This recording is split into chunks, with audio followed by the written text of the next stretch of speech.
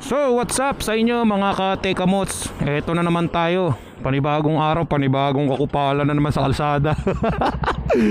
Okay nang ina, ewan. Wala na naman tayong magawa ngayong araw kundi video na naman tayo. Ang ating pag-uusapan ngayong araw na to, kasi may mga nagtatanong ano nga ba ang mas magastos? Belt drive ba o chain drive? Yun. Ano, sa mga baguhan pa dyan, sa wala masyadong alam sa mga motor, yung chain drive, ano yun, etong ganitong klaseng mga motor, mga manual, yan ang mga chain drive. Yung mga dekadena, kaya nga chain drive yung mga dekadena, mga Raider, yan, Sniper, basta kalimitan mga manual na motor, yung mga ganito. Yung belt drive naman, yan, yung mga ganyan, Aerox, Honda Click, Mio, mga scooter type. Yan yung belt drive. So ano nga bang mas matipid? O anong mas maganda sa maintenance? Ano mas matipid? Belt drive ba o chain drive? Ang sagot dyan, iisa lang ang sagot dyan, depende. Pero kung sa kasi, putang ina, lubak-lubak ang pota. Ano lang tayo, sa usapang mga lower cc na bikes, syempre medyo tipid talaga ang putang inang lubak-lubak. Tipid talaga yung chain drive. Alam niyo kung bakit? Kasi nga yung chain drive kasi, halimbawa mga lang tayo, dito lang tayo sa may 150cc pababa, o kahit sabihin na natin 250cc pababa, mas tipid yung chain drive. Kasi wala namang ibang pinapalitan dyan gaya ng kadena tsaka sprocket lang naman yung nagkikiskisan dyan. Yun lang naman hindi katulad pag belt drive, pukin ang ina, mababa 5,000 mo dyan pag maintenance mo. Kasi dahil papalitan dyan yung mga bola, merong may belt, diba? May mga pulley, may clutch spring, kung ano-anong pukin ang inang mga spring nandyan. May mga torque drive, bearing, may torque drive, may lahat yan papalitan mo pagdating ng panahon pagka nauupod. Lahat kasi ng mga yan nauupod yung mga yan. Hindi katulad sa kadena, matagal maupod ang kadena, lalo na pag nilagyan mo ng mga malaga ka, lagyan mo lubricant. Pag inuulan yung motor, tag-ulan, bibili ka ng panlinis ng kadena, ilulubricant mo, mas tatagal ang buhay ng kadena. Hindi kagaya pag sa mga scooter type na may mga odo na sinusunod po ng ina, na kunyari ang ganitong odo, di ba, 24,000 palit ka na ng belt. Yung kadena minsan 5 years na bago magpalit yung mga ganun ba. Mas nakakatipid talaga sa chain drive. Pero depende pa rin kung sa usapang lang tayo, lower cc. Kasi minsan po tayo kung chain drive nga yung yung motor mo, pero po tayo na naman yan 400cc pataas, mas magastos, magastos ang big bike ang maintenance pala ng big bike pag magkano na, Diyos ko. Kaya dito lang tayo sa usapang 250cc pababa, mas tipid talaga yung mga ganito. O yun, gets nyo na. Ang advantage naman ng scooter is komportable talaga. Marami kang pwedeng ilagay, marami kang pwedeng dalhin, mga gamit, mga sapatos, mga kung ano-ano pwede mong ilagay, ulam, mga ganun. Pag mga ganitong motor, wala ka naman pwedeng ilagay dito tiis pogi ka talaga, hindi mo naman pwedeng kargahan ng dito tayo daan sa Villar City. Tignan natin kung magpapadaan to mga tropa ng ating 5'9". Masarap pag motor dito, nakaka-relax kasi. Okay na mukhang sisitahin tayo ni sir hindi naman nata tayo sisitahin. Ayun, hindi nga, shoutout. Mas matipid yung yung chain drive, kasi kadena nga lang yung nagkikiskisan. Dalawa lang, sprocket tsaka kadena. Hindi katulad nga, gaya nga na sinabi ko, maraming papalitan sa mga ang gilid. Depende sa tao yan kung saan trip niyang gusto. Basta naman may motor ka, medyo talaga, asahan mo na lang ang gastos yan pag may motor ka Pagdating sa panahon na masisira yung motor, talagang hindi ka makakatipid, gagastos ka talaga. Ganda ng kalsada rito. Pupunitin ko ang streets na to! Yeah! Woohoo! Sarap pagmotor, grabe. Lalo na pag ganitong panahon na makulimlim. Pupunitin ko ang streets.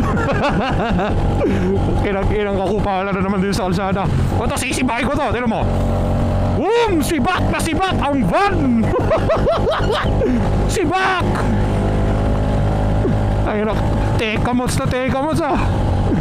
De, pero syempre, wag tayong ganong kakupal pag nasa masikip na kalsada. Alam naman natin yung eto kasi, kung private ba to, public, pero tingin ko private to eh.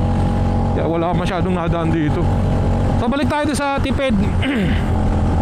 Pero depende kasi sa trip ng tao yun eh. Di ba nga pag magmumotor ka, merong hindi inaasahang sira. Magugulat ka na lang major maintenance ka.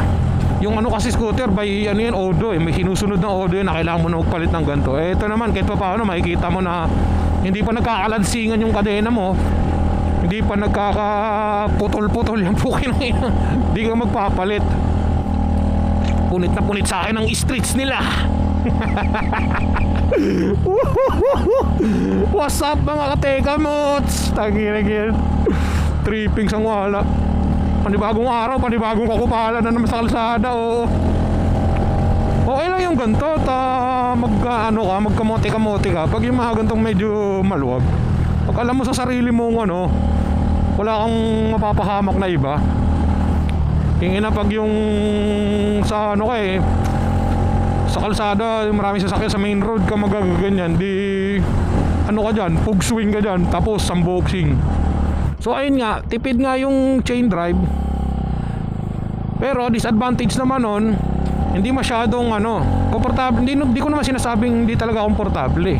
Oo, medyo tipid nga, pero pagka nga ganyan, kunyari may long ride kayo ng tropa mo, kunyari may mga kayo, magdagat-dagat, siyempre kailangan mo ng maraming magdadala kang damit, baon. Pagka gantong gamit mong motor, wala kang lalagyan ng wala namang compartment to eh. Wala nga namang lagyan mo ng tawag doon, yung box sa likod yung gantong motor. Ang pangit tignan, putang jolugs mo naman, para ang gago nun. Kengkoy, pero may nakikita ako mga ganun eh, mga naka R50 na may may box sa likod ng putik. Jolugs. Pero sa bagay kasi kanya-kanyang trip nga lang naman yan. Grabe, sarap dito magmotor talaga. Pero ang kagandahan sa scooter, hindi ka pagod. Pag tag-ulan, hindi ka mababasa yung paa mo. Hindi naman 100% na hindi mababasa.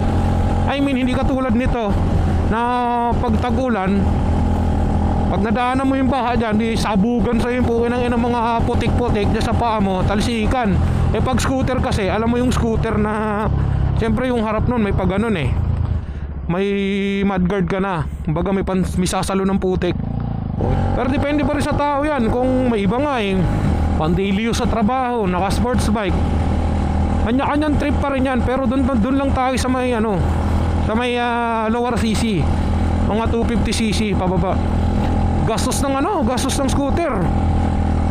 Pagka sumapit na yung ganyang odo, palit ka na ng belt, palit ka na ng bola.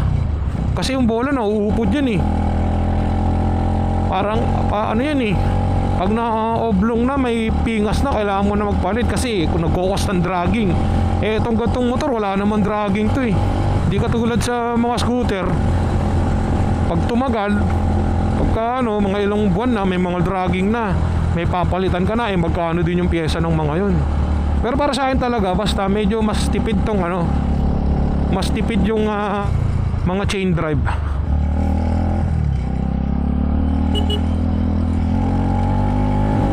Sarap. Ba talaga pag maraming puno sa lugar, punitin ko ang streets. Ops, bengkong tayo. Opo, ayoko nga. Bahala kayo bumengkong mag-isa.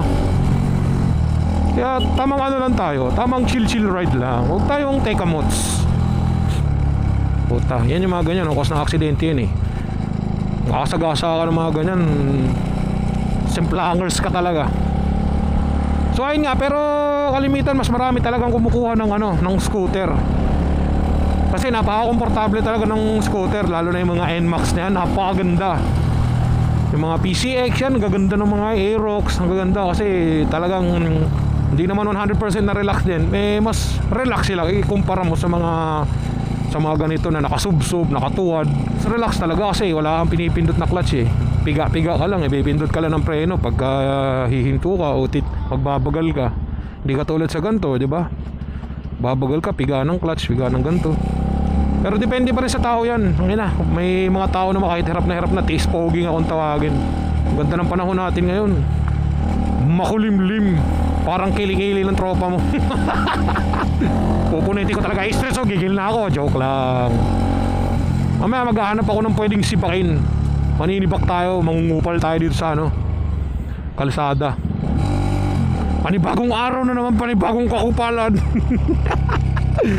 Joke lang, babe lang tayo. Okay na yan. Hindi tayo pwedeng kupal palagi. Baka mamaya madresgrasya tayo. Sunod tayo, rides tayo sa Tagaytay sunod. Tikas na naka-raider. Shoutout sa tropa nating rider. Mga may OBR, sana all. Sana all. Huwag tayo mag-OBR, pangit yan. Lalo na pag paiba-iba ka ng OBR, nakakasira ng motor yan. Subok na yan kasi pagka ganyan babaero ka, yung motor mo nagiging sirain. Subok na yun puta, ganyan tropa ko babaero yung hype na yun Kaya may Suzuki Raider nun, laging sira. Ops, tawag, puta, ang laki nito, baka tayo ang mapunit nito. Mahirap pa sumalubong sa ganito. Laki. Punit ang streets, tayo ang punit nyan. So ayun nga mga kateka mods, kung ako sa inyo, depende naman yan kung ano kukunin yung motor kung yung belt drive o chain drive. Pero para sa akin talaga, medyo magastos nga yung belt drive. Minsan kasi nakakasawa yung puro automatic na lang. Naghahanap ka rin talaga ng manual. Minsan naman pag panay manual ka, naghahanap ka naman ng automatic. Mahilig kang mamabilis, di kumuha ka ng manual. Mas malakas ang manual, syempre, alam naman natin nun. Kasi ang manual iba-iba yung puwersa yan, by gearings yan iba-iba yung puwersa ng bawat gear. 1, 2, 3, yan yung mga panghatak Pero depende pa rin kasi syempre sa mga lower cc nga lang tayo nagbabase. Kasi kumpara mo naman sa kung may 125cc ka na manual tapos yung kalaban mo naman T-Max, X-Max, kinang-inang yan, di syempre mas malakas talaga yung matic na yun kasi T-Max, X-Max. Yung sa mga gantong category lang ba, talagang matutok sa mamunit ng streets. Yeah! Woohoo! Sarap ng hangin. Woo! Sarap magmotor, grabe. So ayun na nga mga kateka mods, depende sa tao yan kung anong trip yung motor.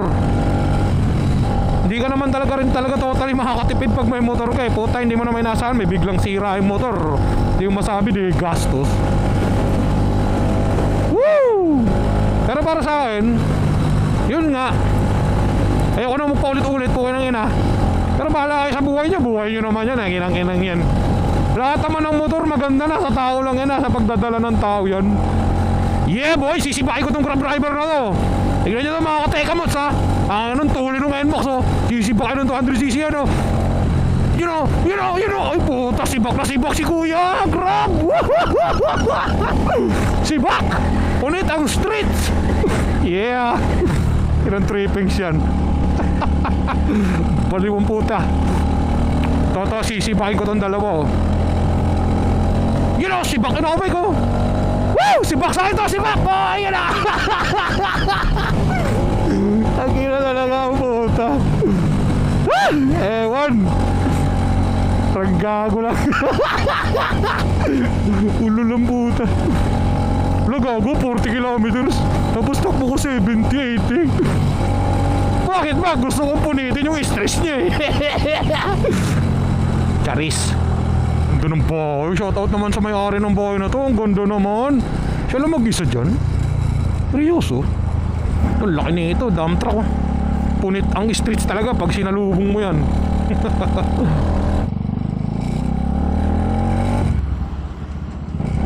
Wah, inunahan akong dalawang to. Isipahin ko tong dalawang to. Sikip, hindi tayo makapunit ng streets. Bilis ng TMX si kuya. So ayun nga mga ka-Teka Mods, hanggang dito na lang muna tayo.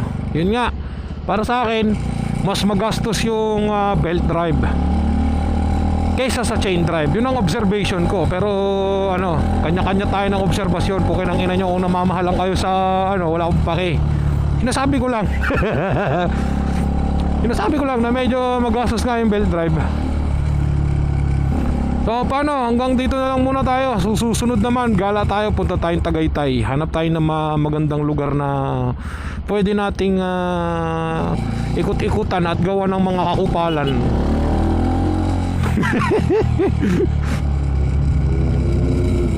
Grabe yun. May narinig ako dun Inline 4. Sana all naka inline 4. Sarap ng naka inline 4. Di bale, konting tambay pa. Magkaka inline 4 din tayo. Kinang inang yan. Gastos yan, inline 4.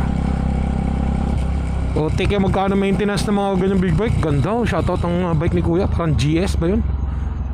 Ano ba yun? GS o basta touring shits. So what's up mga tekamos, no? Hanggang dito na lang muna tong kakupalan na to. Payo ko lang, mag-iingat kayo palagi. Maugaling magdasal bago mag motor sa alsada para samahan tayo ng Diyos. I-guide tayo ng Panginoon sa ating Putangin na, kanina pa ako hanggang dito na lang pero nag-video pa rin. I-guide tayo ng Panginoon sa pang-araw-araw nating ginagawa.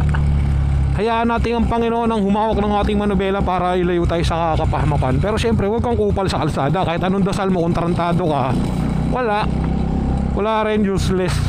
Syempre, nandun yung pagiging humble natin, di ba? Pagiging mabait. Huwag yung palagi ka nalang nagpupunit ng streets. Streets punit. Sige, ride safe palagi mga katekamots. Mag-iingat tayo palagi. God bless you all.